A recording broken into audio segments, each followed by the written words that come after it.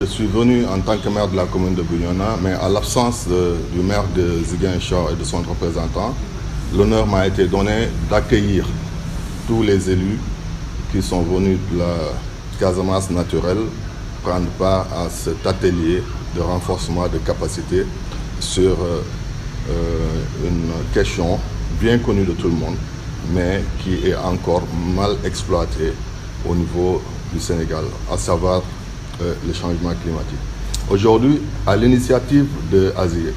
Action Solidaire Internationale, qui organise cet atelier avec l'accompagnement de Padja, nous, élus locaux, sommes venus prendre part à cet atelier. Et nous considérons que nous sommes la meilleure cible parce que, étant les représentants des populations, étant donné que toutes les actions qui vont être menées sont orientés vers les populations, nous sommes réellement ceux à qui ces organisations doivent échanger afin de prendre les décisions idoines pour mener à bien ces actions qui vont dans le sens de lutter contre le changement climatique, qui est aujourd'hui un fléau qui impacte négativement sur les populations. Nous avons vécu des inondations, la chaleur, le retard des pluies. Tout ça, ce sont des facteurs qui sont engendrés par le changement climatique. D'où il est important aujourd'hui de réunir des élus locaux, de prendre certaines décisions, même à travers un réseau, pour que l'on puisse échanger sur les différentes techniques, mais prendre les décisions idoines pour lutter contre ces fléaux. Ouais, c'est vrai que nous sommes exécutifs locaux. Nous sommes des relais d'information. Aujourd'hui, au sortir de cet atelier, nous avons le droit, le devoir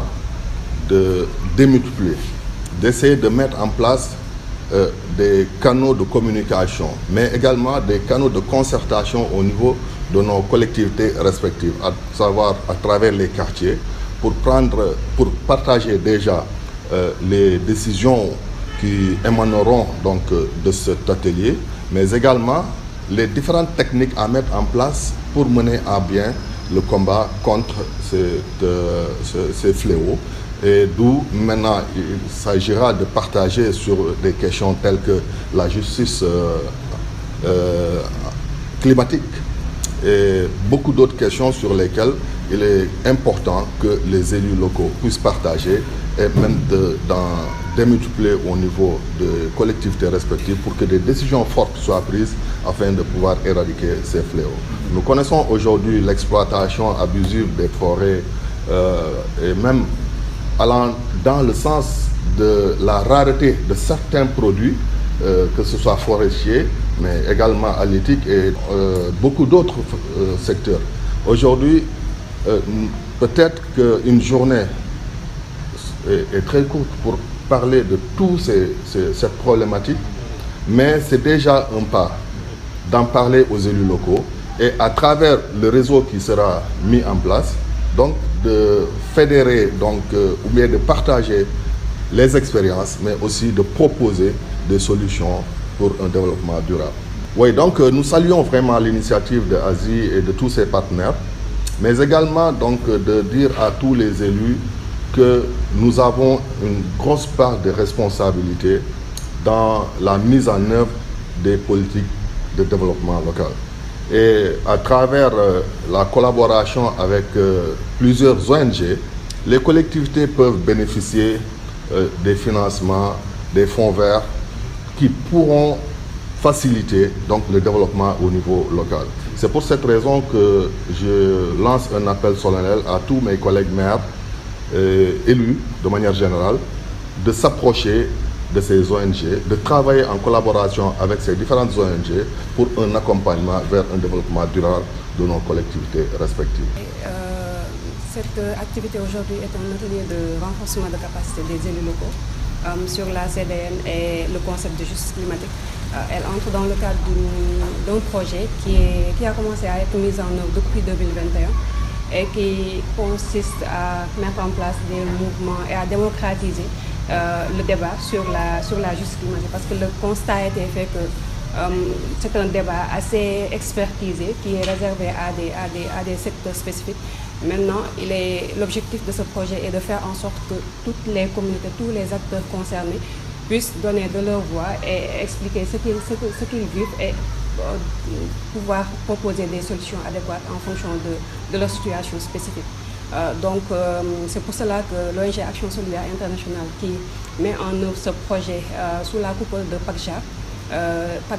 PACJA qui est une organisation panafricaine qui est présente dans plusieurs pays et dont Asie est le répondant ici au Sénégal, et aussi avec d'autres structures, notamment NG, AYC, Femnet et Oxfam, que nous avons initié cette activité qui va essayer de polariser les différentes zones. Nous avons commencé par la zone centre, ensuite nous sommes aujourd'hui dans la zone sud. Nous allons retourner à la zone nord et finir par la zone ouest. Et aussi Kédougou, qui est une zone assez spécifique. C'est là l'idée de cette activité-là. Dans la région du Sud, nous initions plusieurs activités. Celle dont je me rappelle concrètement, c'est en 2021, c'était toujours dans le cadre de ce projet à ACJ. C'était l'Université des clubs changement climatique, parce que pour le rappeler, l'ONG Action Solidaire Internationale a aussi mis en place différents clubs appelés clubs changement climatique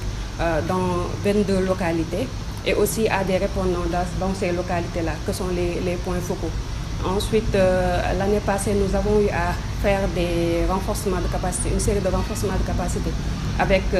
les clubs changement climatique, mais bien élargis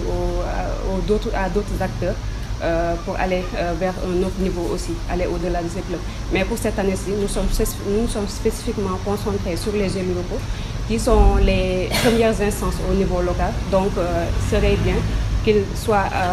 mieux au fait de ce qui se passe dans ce projet, de ce que nous projetons de faire dans ce projet-là, notamment le concept de justice climatique, mais aussi mieux partager sur la CDN, qui est le document de base, le document de référence en matière de lutte contre les changements climatiques. Et puisque ce sont les communautés qui sont les plus impactées, qui doivent être les premiers répondants et les premiers proposeurs de solutions en matière de lutte contre les changements climatiques, ce sont les élus locaux qui sont naturellement les cibles les cibles prioritaires dans le cadre de cette activité-là. Sorti de cette rencontre, nous pensons pouvoir avoir un premier résultat, qui est de mettre en place un réseau d'élus locaux. D'abord un réseau par zone, comme on l'a dit, aux zones centres, on aura peut-être un cadre de concertation comme il a été proposé. Dans la zone sud, même chose, dans les autres zones idem. Et pour finir, à un réseau national des élus locaux qui vont porter le plaidoyer aussi bien au niveau local, parce que c'est la base, ensuite au niveau national et au finish au niveau international, puisque c'est là où se prennent toutes les décisions importantes en matière de lutte contre les changements climatiques. C'est un sentiment de plaisir, de contentement, un sentiment de satisfaction dans le cadre de cet atelier, parce que nous recevons les élus, la première instance de décision au niveau local, mais aussi Action Solidaire Internationale, pour pouvoir au moins renforcer la capacité de ces élus-là à pouvoir porter les questions de changement climatique et de justice climatique. Nos attentes est que ces élus locaux puissent s'approprier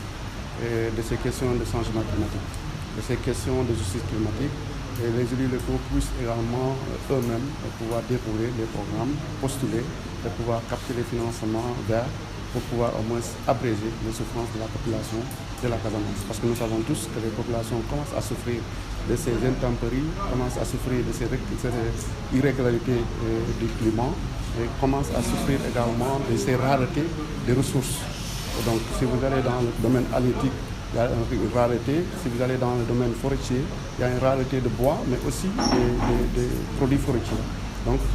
vraiment, et aussi au niveau côtier, nous constatons